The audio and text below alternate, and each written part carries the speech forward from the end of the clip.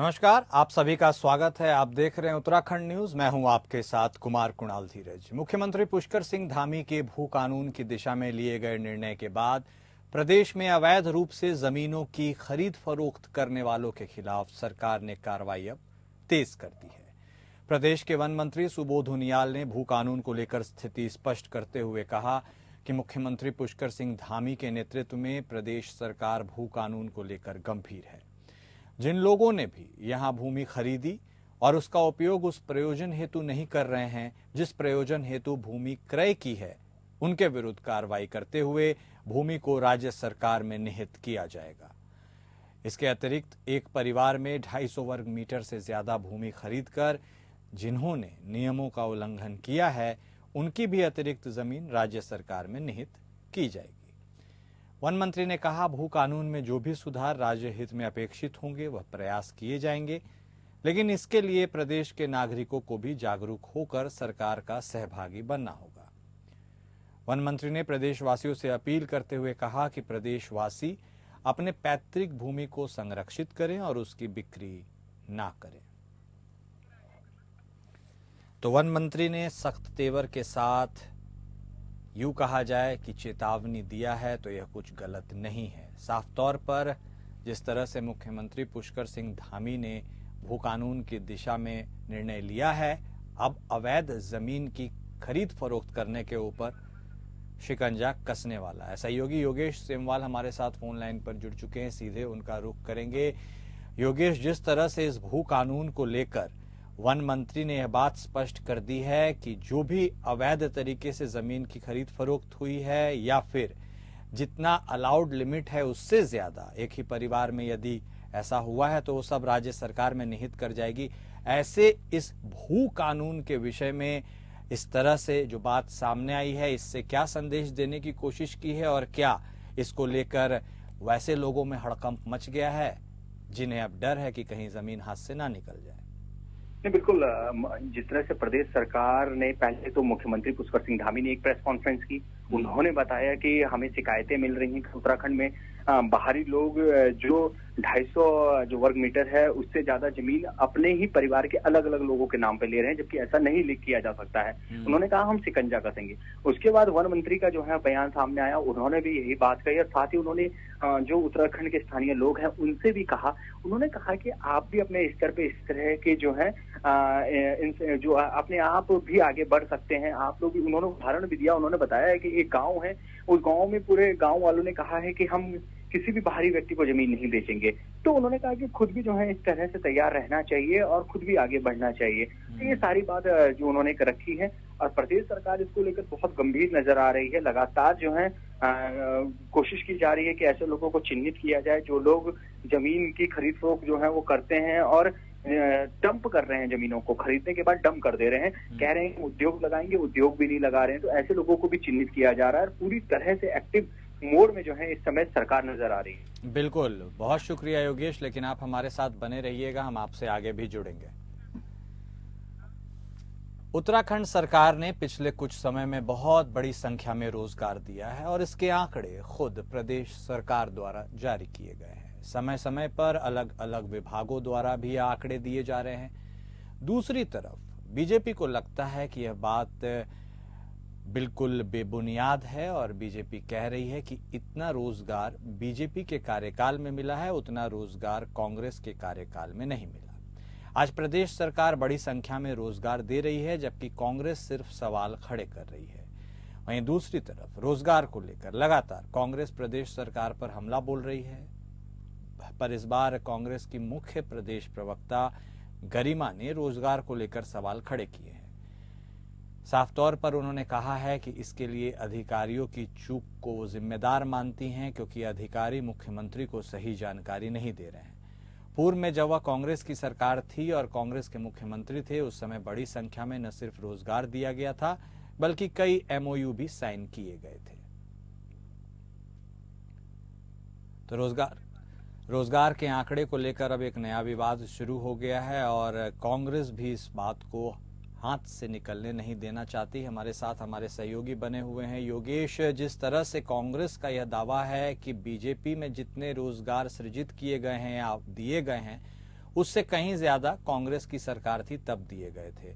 और उन्होंने अधिकारियों की भूमिका को काफी संदिग्ध बताया है। उन्होंने कहा है कि अधिकारी सही बात मंत्री को नहीं बता रहे हैं और इसके चलते इस आंकड़े में बहुत बड़ी गड़बड़ी है। आखिर यह पूरी स्थिति क्या है और इसको लेकर क्या बयानबाजी हो रही है। हमारे सहयोगी से लगता है हमारा संपर्क टूट गया। हम जुड़ने की कोशिश करेंगे, लेकिन रोजगार के आंकड़े में जो देरी हुई है उसके ऊपर भी सवाल उठ रहे हैं। प्रदेश सरकार बड़ी संख्या में रोजगार दे रही है, ऐसा बीजेपी का दावा है, लेकिन उसके बाद अब कांग्रेस भी इस बात को आड़े हाथों लेते हुए कह रही है नहीं, ये सब बेबुनियाद है।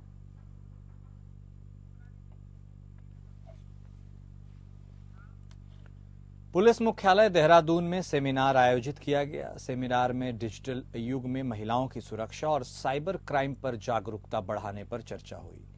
सेमिनार में विशेषज्ञों ने यहां मौजूद लोगों से सीधे संवाद करते हुए उन्हें जागरूक किया। इस दौरान फिकीफ्लो उत्तराखंड चैप्टर के अध्यक्ष डॉक्टर चारू चौहान और पुलिस के सहयोग से यह आयोजन कराया गया। सेमिनार में डीजीपी अभिनव कुमार बतौर मुख्य अतिथि शामिल हुए। उन्होंने राज्य भर में महिला सुरक्षा के उपाय को लेकर जोर दिया। इस दिशा में उत्तराखंड पुलिस के प्रयासों की जानकारी साझा की। इंटरैक्टिव प्रश्नोत्तर सत्र में लोगों ने विशेषज्ञों से सीधे संवाद किया।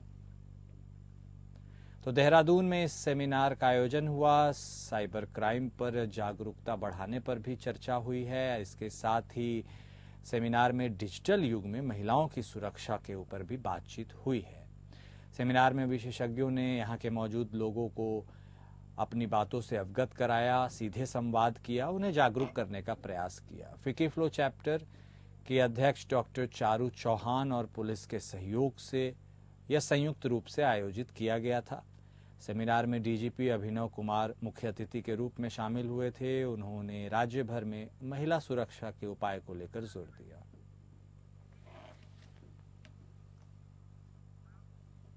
वहीं उत्तराखंड के युवाओं को ज्यादा से ज्यादा प्रदेश में ही रोजगार मिले, इसके लिए प्रदेश सरकार वह हर संभव कदम उठाने की कोशिश कर रही है जिसमें युवाओं को रोजगार दिया जा सके।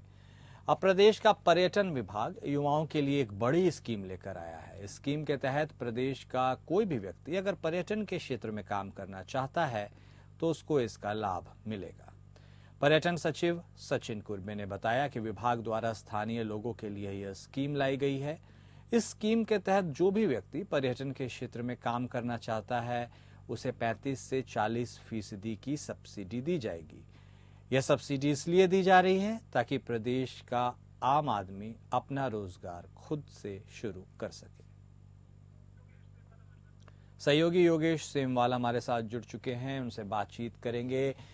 योगेश, जिस तरह से यह खबर सामने आई है उसने कहीं न कहीं पर्यटन के लिए उत्तराखंड में असीम संभावनाएं हैं, हर कोई जानता है। और ऐसे में जो वहां के बेरोजगार युवा हैं, क्या उनको एक तरह से आशा की निगाहों से देखा गया है और वह इस मौके को लपकना चाहेंगे क्योंकि उन्हें 35 से 40% का सब्सिडी दिया जा रहा है? क्या क्या इसमें संभावनाएं हो सकती हैं? पर्यटन के क्षेत्र में काम करने पर जो लाभ मिलेगा, इसके बारे में जो जानकारी दी गई है दर्शकों से साझा कीजिए। बिल्कुल, आपको बताना चाहेंगे कि जब हम उत्तराखंड की बात करते हैं तो उत्तराखंड में पर्यटन को लेकर तो असीम संभावनाएं हैं। होम स्टे हो या फिर होटल्स व्यवसाय से रिलेटेड अन्य चीजें हों, इसके साथ ही अगर हम देखें तो टूरिज्म से जुड़े हुए आप कायाकर यहाँ पे करवा सकते हैं, आप राफ्टिंग यहाँ पे करवा सकते हैं, आप पांच माउंटेनिंग जो है यहाँ पर करवा सकते हैं। ये ऐसी चीजें हैं जिनमें जो युवा अगर हो या फिर यहाँ पे स्थानीय आदमी हो, वो अपने आप को जो है इसमें अगर अपने आप को इस पे झोंकता है तो भविष्य उसका बहुत उज्जवल हो सकता है। और इसी को लेकर प्रदेश सरकार का इतना बड़ा फैसला और इसके साथ ही पर्यटन विभाग का जो ये फैसला है बहुत बड़ा फैसला है।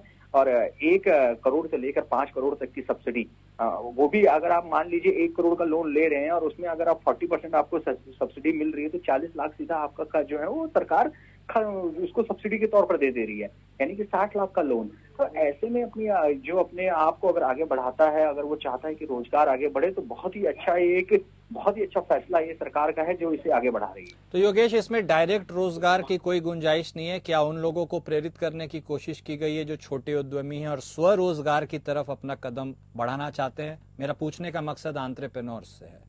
नहीं, बिल्कुल आपने बिल्कुल सही कहा है। डायरेक्ट रोजगार की अगर हम बात करें तो डायरेक्ट रोजगार तो सरकार निकाल ही रही है, वो अलग चीज हो जाती है। लेकिन कई लोग ऐसे हैं जो अपना रोजगार शुरू करना चाहते हैं। फोकस इसी चीज में है कि अपना रोजगार शुरू करे, स्थानीय युवा हो। उत्तराखंड में सिर्फ स्थानीय युवा ही इस रोजगार को कर सकता है, स्थानीय युवा को ही इसमें सब्सिडी मिलेगी और ये स्थानीयों के लिए ही पूरी तरह से ये स्कीम है। ओके, बने रहिएगा योगेश हमारे साथ, आपसे आगे भी बातचीत करेंगे अन्य मुद्दों पर। वहीं उत्तराखंड शिक्षा विभाग में ऐसे कई शिक्षक हैं जो कई वजहों से स्कूल में पढ़ाने नहीं जा पाते हैं। इसके लिए गंभीर बीमारी के साथ ही अन्य कई वजहें भी शामिल हैं। वहीं इस कारण से शिक्षकों को पूरा मानदेय तो मिल ही रहा है, लेकिन स्कूलों के शिक्षक नहीं मिल रहे हैं और स्कूली बच्चों को इसका काफी नुकसान हो रहा है। वहीं शिक्षा विभाग ने एक बड़ा फैसला लिया है। इस फैसले के तहत ऐसे शिक्षकों को अब सेवानिवृत्ति दी जाएगी। महानिदेशक विद्यालय शिक्षा विभाग की झरना कमठान ने बताया कि शिक्षा मंत्री धन सिंह रावत के साथ बैठक हुई और बैठक में यह मुद्दा उठा। शिक्षा मंत्री ने ऐसे शिक्षकों की सूची मांगी जो किसी गंभीर बीमारी से ग्रसित हैं और स्कूलों में पढ़ाने नहीं जा पा रहे हैं। वहीं अभी तक ऐसी सूची प्राप्त नहीं हुई है, जिसके बाद हमने सभी संबंधित अधिकारियों को निर्देशित किया है कि वह जल्द ही सूची दें। तो स्कूल जाने में असमर्थ शिक्षकों को अब उत्तराखंड में रिटायर करने की कवायद तूल पकड़ती हुई जा रही है और अब ऐसा समझा जा रहा है कि जो शिक्षक स्कूल नहीं आ पा रहे हैं अब उन्हें रिटायर कर दिया जाए, क्योंकि इसके दो पहलू निकलकर सामने आए हैं। एक तो यदि शिक्षक जो स्कूल नहीं आ रहे हैं वो अपना पूरा मानदेय तो ले रहे हैं, लेकिन बच्चों को जो शिक्षा मिलनी चाहिए उनके अभाव में नहीं मिल पा रही और ऐसे में इसको देखते हुए यह फैसला लिया गया है। हालांकि इसके क्या प्रभाव होंगे ये वक्त बताएगा। द्वाराहाट नगर पंचायत सभागार में आज बाल विकास परियोजना द्वाराहाट ने पोषक माह का समापन कार्यक्रम आयोजित किया, जिसमें मुख्य अतिथि विकासखंड द्वाराहाट के ब्लॉक प्रमुख दीपक किरौला शामिल थे। इसके साथ ही द्वाराहाट के चिकित्सा प्रभारी डॉक्टर रविशंकर और सहायक विकास अधिकारी भगवान बिष्ट भी मौजूद रहे। कार्यक्रम में गर्भवती महिलाओं को पोषण किट और महालक्ष्मी किट वितरित किए गए। साथ ही विकासखंड के 20 कुपोषित बच्चों को पोटली पोषण किट वितरित किए गए। ब्लॉक प्रमुख दीपक किरौला ने योजना को गर्भवती महिलाओं के लिए अत्यधिक उपयोगी बताया और कहा कि बाल विकास की जो कार्यकर्ता हैं और उनके ऊपर एक नई मां और नए आने वाले बच्चे से लेकर 6 साल तक के बच्चों की जिम्मेदारी है, जिनका वो बहुत अच्छी तरह से निर्वहन कर रही हैं। कार्यक्रम में आंगनबाड़ी कार्यकर्ताओं द्वारा घरेलू उत्पादों, घरेलू सब्जियों, पहाड़ी पिसा हुआ नमक, भटका जोला और घरेलू पौष्टिक भोजन के स्टॉल भी लगाए गए, जिन्हें अतिथियों ने खूब सराहा और उस भोजन का स्वाद भी लिया। कार्यक्रम का संचालन बाल विकास सुपरवाइजर आशा ने किया। गर्भवती माताओं ने पारंपरिक परिधान पहना हुआ था, जिनका स्वागत बड़े ही जोश के साथ और हर्ष के साथ किया गया।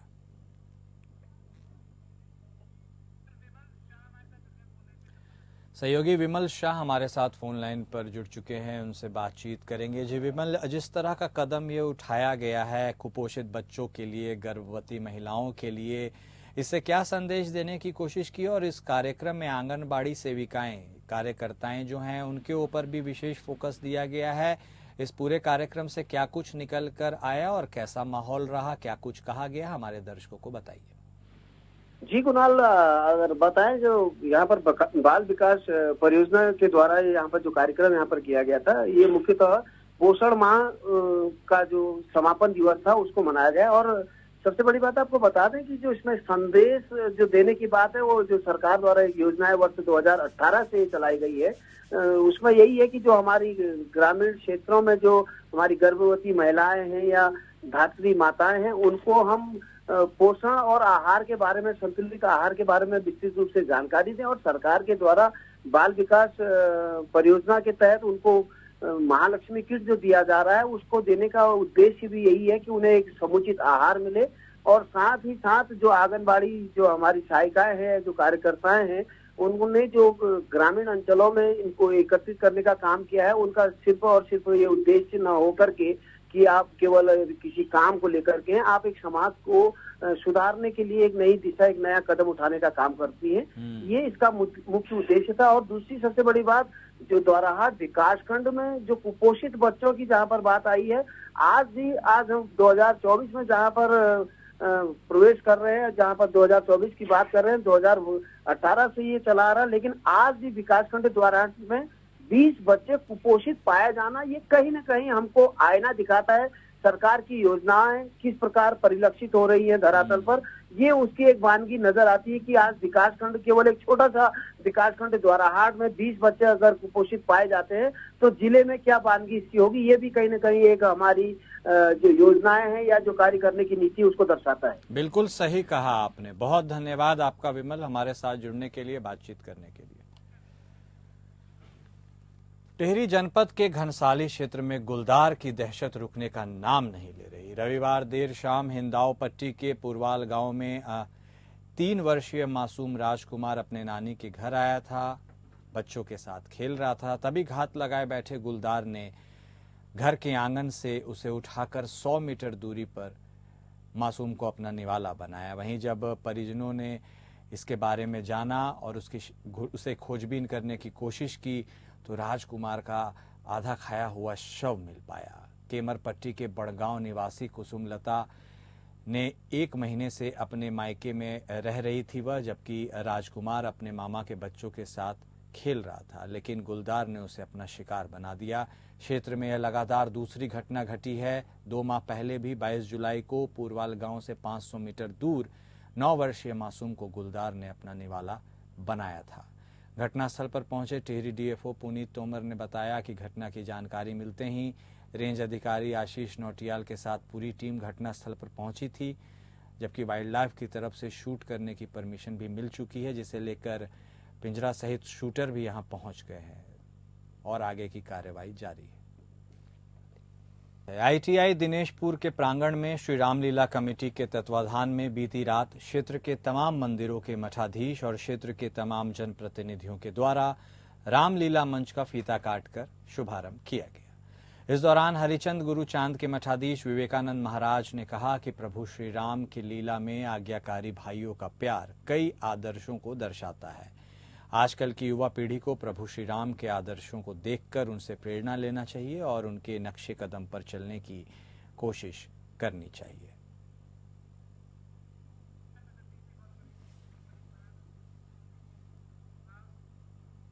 वहीं रुड़की में बदमाशों द्वारा चाकू से किए गए हमले में घायल एक युवक की उपचार के दौरान मौत हो गई। युवक की मौत की जानकारी मिलने पर गुस्साए ग्रामीणों ने कोतवाली का घेराव किया और पुलिस पर हत्या के आरोपियों को बचाने का आरोप लगाया। भीड़ को बेकाबू होता देख आसपास के थानों की पुलिस को भी अलर्ट किया गया और उन्हें गंगनहर कोतवाली में बुलाना पड़ा। ग्रामीणों का आरोप है कि 2 माह से इस मामले में कोई कार्रवाई पुलिस की तरफ से नहीं की गई। आपको बता दें कि रुड़की के माधोपुर गांव में तालाब में डूबने से वसीम की मौत का मामला अभी ठंडा भी नहीं हुआ, लेकिन एक बार फिर माधोपुर गांव में आक्रोश हो गया है। रुड़की गंगनहर कोतवाली क्षेत्र के माधोपुर गांव में रहने वाले 19 वर्षीय अंकित कुमार सुनहरा गांव में श्रेया पैथोलॉजी लैब में काम करता था। 4 अगस्त की देर शाम अंकित छुट्टी के बाद अपने घर जा रहा था। जैसे वे गांव के पास बने अंडरपास पर पहुंचा तो घात लगाए बैठे तकरीबन आधा दर्जन बदमाशों ने उसे रोक लिया, मारपीट शुरू की। इसके बाद उसके ऊपर चाकू से हमला कर दिया और उपचार के दौरान उसकी मौत हो गई।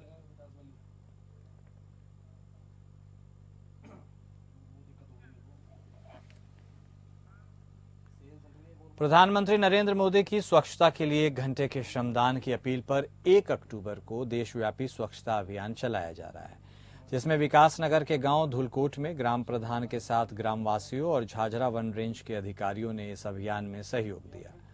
आपको बता दें कि मन की बात कार्यक्रम में प्रधानमंत्री मोदी ने 1 अक्टूबर को सभी नागरिकों से सामूहिक रूप से स्वच्छता के लिए 1 घंटे का श्रमदान करने की अपील की थी और कहा था कि यह पूर्व संध्या पर महात्मा गांधी को स्वच्छांजलि होगी।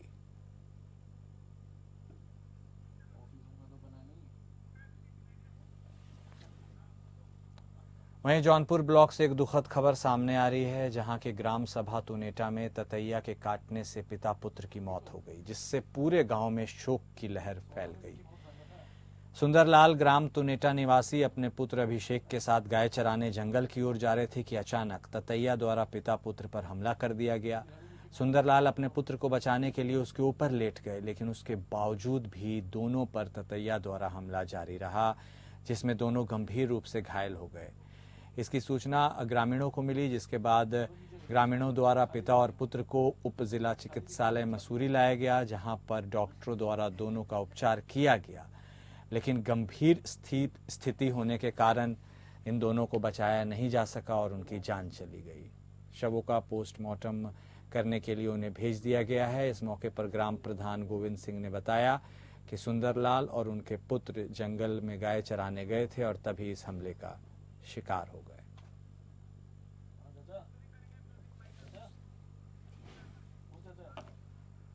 और उत्तराखंड न्यूज में अभी के लिए इतना ही। नमस्कार।